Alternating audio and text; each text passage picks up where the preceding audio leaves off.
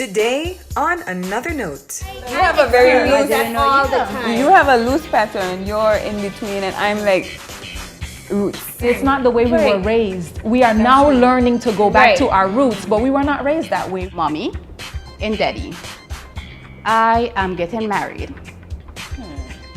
I am gay. And I need you to walk me down the aisle. What would you do? I'm going to go first and say to this child, baby, I love you, but hell no. If somebody presents a plate of food to you in the dark, right? And say, hey, eat this. Who will be the first one to eat it?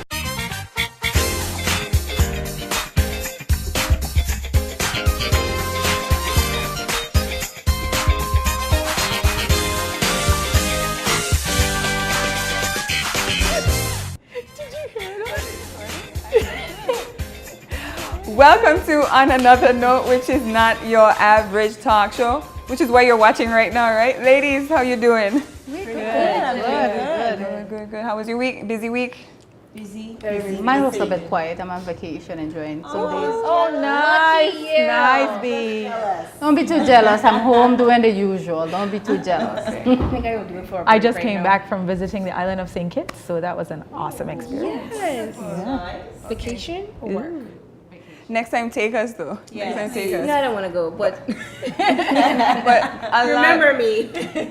a lot has happened over the past week in the BPI, as you know. Yeah. We just had the transitioning, I like to say transition, of Honorable Dolores Christopher, which, as we know, played a huge role in terms of politics, in terms of female representation. So, Women in you know, politics. so we got to mention that. So of course, our condolences and respect to the family at this time. But on a lighter note, now, if you ladies know me by now, y'all know that I'm a natural hair advocate. I'm all about the kinks. Yes, there you go. I'm all about the kinks and the curls and, you know, just rocking you, you know? Yeah. And just this week, my coworker, she was rocking an afro. And I walked into the room and I just naturally did this. Oh, wow. I was like, you know, and it struck me as to how much hair can impact conversation and just impact a certain type of emotion. Now, up to recently, I don't know if you guys caught it, but there was a young boy in the States, Florida I think it was, and he was actually sent home from school because of his locks, his natural hair. So it made me, you know, dig a little deeper into the subject area, and that's when I found there were a number of schools in the U.S. where natural hair was either, well, natural hair in terms of locks, even twists and afros and braids were banned. So I was like, how could you ban? How can you ban something that is natural? I think even that it goes further than schools. Maybe within the last 5 years, it was in the military as well. It was in the They just military, lifted the ban on locks and twists. it was a law implemented that companies or entrepreneurs have the choice to hire you or not based on your hair, and it described what the hair categories were, and it included, you know, if you are African descent, locks, twists, or just your natural state. If they felt like it wasn't conducive to what their image was, they had a choice on whether to hire you or not, and it wasn't considered discrimination. Sure, which leads me to this. Why I brought this up is, you know, we're referencing what's happening in America, but I'm wondering I know that there is some semblance of that even here. Yes, for sure. I remember I was going for a job one time, and now I love to rock my hair like this. I love it big and what have you. But for that job interview, I got a flat comb, and I put it back because I was By like, your own choice, or you? I did it because I thought I would not be taken seriously in the interview. Although I had my credentials, although I know that I was a perfect fit for that job, and I got it actually, just because I knew how persons may perceive natural hair. I was like, oh, okay, April, you're going to smooth it down today. So how do you guys feel about that? Because I know a lot of persons think that natural hair, well, quote unquote, is not professional looking. That I think is what the overarching What do you think? I was thinking maybe not necessarily natural hair, but I guess what persons consider good or bad hair. Because there are a lot of people who have their natural hair, depending on whatever ethnicity they are or blended with. And some textures of hair are considered good and some are considered other. So depending on who you meet, then they might consider your hair, whatever type it is, to be what they consider it to be. You know, that's called texturism. So they would prefer like a, because you I have a very experience loose, that all the time. you have a loose pattern, you're in between, and I'm like roots. And that's fine, and I like that, but I do know that it would be more so accepted, you know. And I feel like styling is an issue, not necessarily natural hair being an issue. I feel like styling is an issue. You have to think about the job that you're going into and what's an appropriate style for that. So I recently watched a movie, Napoli Ever After. I don't know if any of us have watched that movie. And you know, that really opened my eyes because it made me think about two things. One, as a mom who is advocating for my daughter to love her kinks and her curls. And then as a mom who rocks the creamy crack. You know, how do we portray that? But I think to each their own. The natural hair movement is something that's happening now. It's coming. It's something that is the wider. but it's how we were born, Angelle. That's the thing. It is, but it's not the way we were raised. We are now learning to go back to our roots, but we were not raised that way. We were raised just like we've seen in Napoli Ever After to have our hair properly tamed. I feel deep and I feel like It is. I feel like, you know, we should bring it back again, you know, and just the whole essence of natural beauty in general. But we do have. But on another note, There you go. we this month also, it's just so much things packed into October, but this month is also observing of Domestic Violence Awareness Month. And in an entertainment note, rapper Fabulous, I don't know if anyone knows Fabulous, but I grew up in the 80s, LOUS. But although like we know him to be this amazing rapper and have this crazy extensive resume of songs and hits and just his swagger, period, he's an attractive man. But he's also unfortunately an abuser, and he just got indicted for his Abusing his girlfriend, his longtime knocked out her fiance. What? And this has been going on for years. Like I don't know what her problem, like why can't she separate from him? But they have 2 children together. They have 3 children total. They've been together for maybe over 10 or 15 years. They're not married, but long together, engaged. And the more recent accident or incident was him knocking out her teeth. Wow. So, I mean, what do you all think about a woman staying in a relationship like that? You know, she's not married, but she has children. This is her long time, maybe sweetheart or what have you. I mean, she has her own money. Let's put this out there. She is a celebrity stylist. She has her own money. She has been featured on shows. So it's not like she necessarily needs him. Because when was the last time you heard of Fabulous him? I don't know. But I don't. But Adrian, you forgot one major detail of that case too. Her father, who was also threatened by Fabulous, is going to speak for him in court.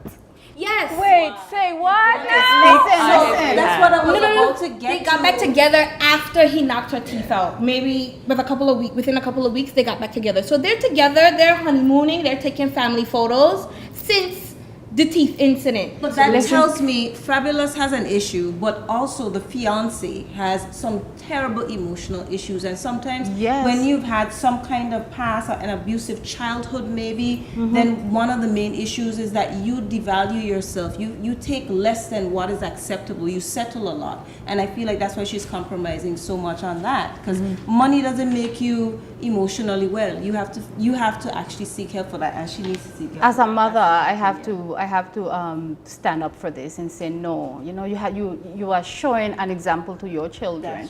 You know, and I wouldn't want my children to take blows from no man. You know, I don't care what your position is. And as a mother, you have to stand up and say, you know, no to violence. I don't care who you are. And definitely, I don't advise anybody to stay in such relationship. Well, I've been in an abusive relationship, so I could speak a little bit about this. And it sounds so easy to say, oh, well, she should get out of that, she should seek help. But especially when you're in small communities like the BPI, where persons, you know, expectations. Yes, and you know, there's a shame associated with, oh, you're getting beat up by your man choking you off and things. But as a mother, again, April, I tell you that I find strength in my children. The things I used to take back in the days, I don't take them anymore because I have to. You have people watching you. I have. No, yes, but I have, hear me out. This is what I want to say. Yes. I think it's important that, yes, what you're saying is awesome, but that, you know, when you speak, you're speaking more about, oh, that self-motivation. But I think I would have gotten out of my situation if people around me were like, no, like, you know, and actually stood up for me. And like, when they saw him in a room, they were like, nope, you move from here. And I think that even when I went to seek further assistance, I was not taken seriously. Wow. I think one of the things that we're missing here is the fact that we, you know, we don't have a collation here that allows you to secretly be able to talk a little bit about the fact that you're being abused and have someone help you on the back end. You know, in the U.S. Virgin Islands, they do have something like that. So something for us to consider. I hope that this chat will bring just that. And we're gonna go again to pay some bills. And on another note, we'll be right back after this quick break. Mommy and Daddy, I am getting married. I am gay. And I need you to walk me down the aisle. What would you do? I'm going to go first and say to this child, baby, I love you, but hell no.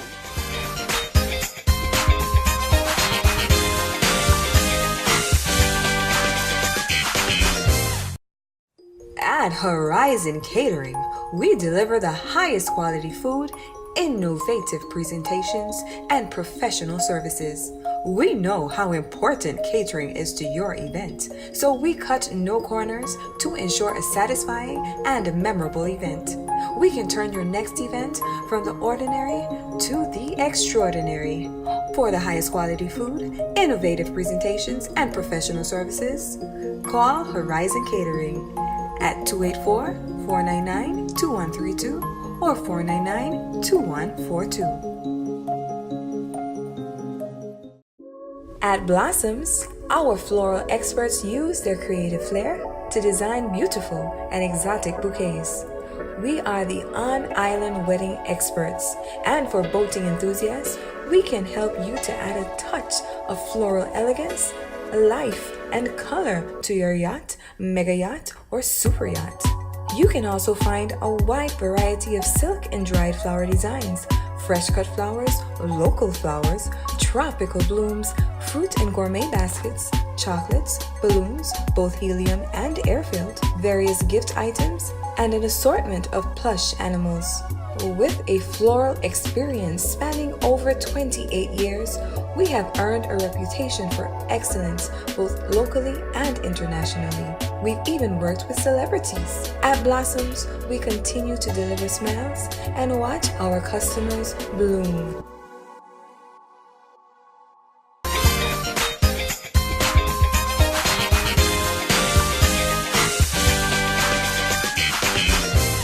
Welcome back to On Another Note. Now, ladies, I mentioned how amazing we all look.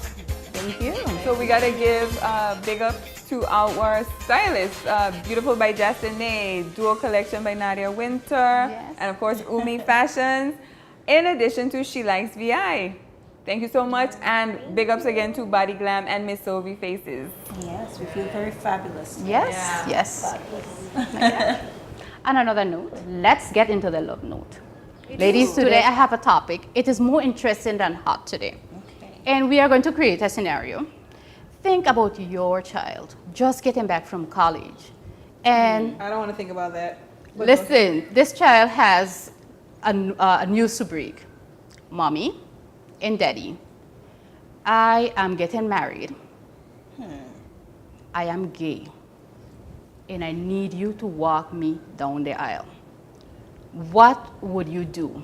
Tell me, would you walk this child down the aisle, taking into consideration that we are a God-fearing community and that the matrimony is the institution given to us by God himself? You have to take all of this into consideration. I'm going to go first and say to this child, baby, I love you, but hell no, I will not walk you down the aisle because of my Christian beliefs. Tell me, what would you do? Considering that I do have friends and family that are, you know, LGBTQ, am I saying it right, ladies? Yes. LGBTQ. And I myself really, that's not my business. I consider it not being my business. And at the end of the day, if God, or whatever God you choose to serve, I choose my God, of course, Jesus Christ. But if He promotes love and loving your neighbor as you love ourselves, regardless of the fact of wedding and matrimony, because normally, my thought on marriage is to be fruitful and multiply, and then there's other persons who, but for whatever reason, can't even be fruitful and multiply, but they choose to be together for love. Listen, and that aspect of it. If we were paying attention in Sunday school, we would know that God has standards and rules that you have to follow. Otherwise, but do we pick and choose what standards we follow? Let me bring it up a little bit, because I'm not a Christian. So let me give my more spiritual perspective to things. And then I'll give my Christian perspective when I April don't is subscribe finished. to religion per se, and it's because of these kinds of conversations. Because you know, as opposed to us looking at an individual and really finding out, okay, well, who are you? Why are you doing whatever? It's more of a, well, God said don't do it, and God say, and the Bible said, as opposed to why are you having those sorts of feelings? I mean, physiology, of course, suggests that it's a penis and a vagina fit into each other. I think it just makes sense that it's that way, but I think that the subject of your child now, who you love and who is not, and who is also not going out there putting themselves all over the world, but actually choosing one person to be with. I don't know how I could not say, I love you for this. I don't know how I could not support that. As a Christian, I think, you know, one of the things that is important for us to remember is that it's not, our job isn't to judge. God's job is to judge. Right. But our job is to raise our children in the fear and the admonition of the Lord. The Bible is clear about certain principles that it has. If my child comes to me, and I have 3 children, if I realistically think about it as a mom, I'm not going to deny my child that open forum to say how they feel. However, as a Christ believer, I have to stand on the principles of God's word. Yes. So I cannot support a marriage because the whole purpose is, as Ms. Sovi said, to be fruitful and multiply. You cannot be fruitful with one another. Why is that supporting? Why is that seen as supporting? And let's break it down, because the Bible says a lot of things. It also says no premarital sex. So are you saying? I support and promote that. But that's the thing. So then would you then say, okay, your daughter's boyfriend can't come over because you know you're having sex? I would. I would. And I would instill that in my children. Dr. Shack, what do you think? Let's be real. I would. I would. I want to hear Dr. Shack. I want to hear Dr. Shack's view. I mean, to tell you the truth, it's interesting when we are speaking about someone else, but when we are speaking about our own children, my values, my Christian values, that would be an extreme challenge for me. But we're gonna switch it up a little bit. Okay. All right. Go ahead, doctor. So we gotta come back to that, but let's take another note here, right? So we're gonna talk a little bit about sex. We have to switch it up a little bit, and I think it's important for sex health, right? So that we can know how to protect ourselves against sexually transmitted infections. Okay. Can I ask just a rhetorical question, really? Would you guys eat, if somebody presents a plate of food to you in the dark, right? And say, hey, eat this. Who would be the first one to eat it? Not me. Anybody would eat it? I need to see. Nobody would eat it. No. So you need to see what is happening. So how I look at things is, it's just to encourage persons getting into new relationships. Wait. Shack attack. What are you saying? We need to keep the lights But that's what I'm saying. No. With the lights on. Yes. It's more relevant for new relationships. But Shack attack. You need to see what you're doing. Do you say, stand up in front of me right now? Let me see this. Can you imagine? I know. It's like when it's coming near you, you're like, wait a minute. Is that a bomb? Can you turn the lights on? Exactly. No. You leave the lights on. I feel like the discussion before the sexual part comes should be, when was your last test? This should be a confidential, but it should be an easy conversation to have with somebody you're entering into a serious relationship with. I want to know your status. And I feel like people get sexually transmitted infections when they're naive and they're shy. Yeah. They don't want to ask these personable, real important questions. So you want to be in a serious relationship with me? What's your status? You see what you just said? You said you want to be in a serious relationship with me. No. What's happening? Do you know what's happening on the ground at hand? People, At the the end of sex the- happens first and then the serious relationship. But Like, that's why STDs exist, right? And they're on the rise. And then Exactly my point. They're on the rise, and it's because of things like somebody shows up with a bump. You didn't see it because you're having sex in wherever with the lights off. At the end of the day, those viruses. Let's say it's something like a genital wart. That is a virus. It's contagious, and condoms don't prevent genital warts because it can happen on other areas that condoms don't cover. So when you receive that virus now, for a woman, the risk of genital warts is a little bit different because you guys have heard of cervical cancer before. Yeah. This is the reason why we have to, I still call it humiliation, open up your legs every 3 years, like clockwork, once you're between the ages of 21 and 29. Every 3 years, open up and then check for this HPV virus. It's because of those moments when you didn't check beforehand. So technically, we really need to have a version of DMV, a Department of Sexual something. Give me an ending. Because some conversations are hard to have, but if we all had a bumper sticker like your car that says that you're good. Let me see your bumper sticker, April. Okay. Goes back to the previous conversation though. So we were talking about God and the Bible and all of that. The reason why people are not open about talking about these things is because of the same religious conversations. It is because a lot of young people are not going to go and say, well, I see something or whatever, or even they're not going to question their mates too much because it's already an embarrassing thing. They're not going to go to their moms. They're not going to go to First of their... all, ladies and gentlemen, you should not be having sexual intercourse until you are married. That is number one. And if that is the case, that means that you are not going to be having these pre-conversations until you are in a serious relationship. I'm not even of that opinion. I feel like let's start talking about sexually transmitted infections from like the ages of 12, tender ages. Let them know what it is, because the HPV vaccine is out there and it's given to children around the ages of 9 to 12. So would you like not let your child, who clearly you guys are saying the culture is sex younger now, so this person is now exposed to HPV earlier, so would you give your 12-year-old an HPV vaccine even though they're not promiscuous, but you know what culturally is expected? I'm just saying we need to talk about these sexually transmitted infections early. Agreed. Let them know. And then I also wanted to say, when we think about sexually transmitted disease, sometimes we only think about AIDS. But then there are so many other things out there that we need to be mindful of, in that all children need to know. From as young as, I know there was a time I was speaking to a pastor, and I asked him, how young you introduce your child to sex?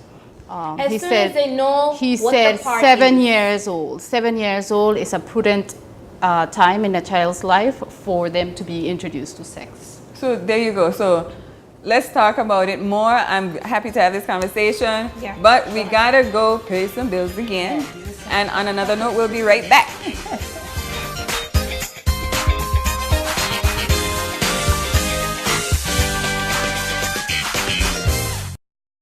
You love good food? Well, circle the month of November on your calendar.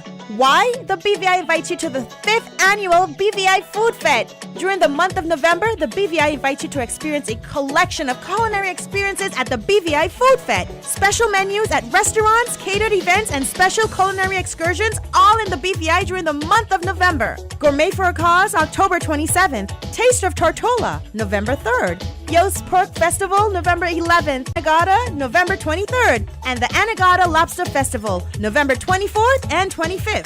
BPI FoodFed, November 2018. Amazing bar crawl, Yost Crawl, Yost Van Dyke, November 11th. On the Rocks Bar Crawl, Virgin Gorda, November 16th. Taste of Virgin Gorda, November 17th. lobster crawl, and cook-offs with world-renowned chefs and mixologists. For more information, visit bvifoodfed.com. BPI FoodFed, a celebration of BPI heritage, flavors, and traditions.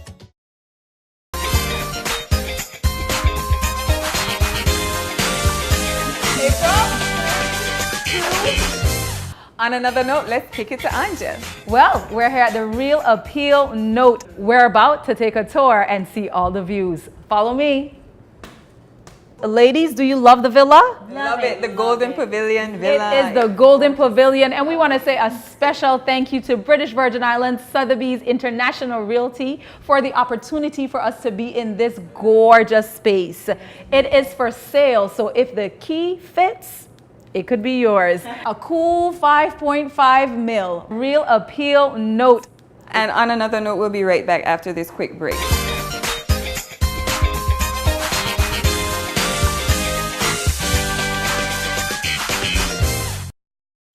Sitting on 4.2 acres in Lambert Estate, Tortola, this Balinese-inspired villa has more than 6,000 square feet of elegance, tranquility, and luxurious designs.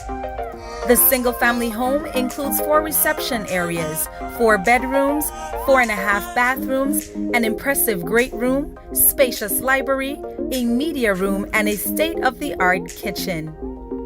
The Golden Pavilion also has an independent 1-bedroom guest cottage located slightly higher off the driveway of the main house. Beautifully landscaped grounds, immaculately maintained premises with a walk-in garden and pathways leading to hidden retreats. The Golden Pavilion is an exquisite piece of property where a soothing and comfortable ambiance is combined with the highest building standards. Imported granites, marbles, fittings, appliances, and Balinese elements make for a Zen tranquility, which appeals to individuals who relish privacy and a piece of paradise. Contact the British Virgin Islands International Sotheby's Realty today for your opportunity to own a piece of paradise. If the key fits, buy it.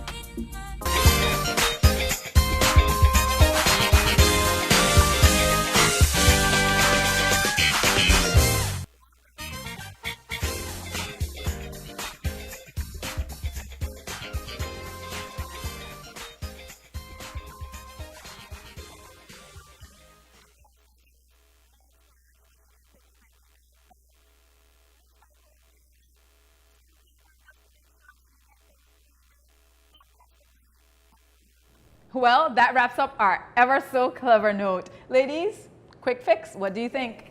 That's your area, you're crafty. Yes, I love that. Something I'll use for the holidays. Well, if you're a crafty mom out there, or you're just a crafty person or looking for a really cheap gift, these personalized coasters are the thing for you. And that's ever so clever. Awesome. And now it's time for us to wrap up what I think was our hottest show thus far.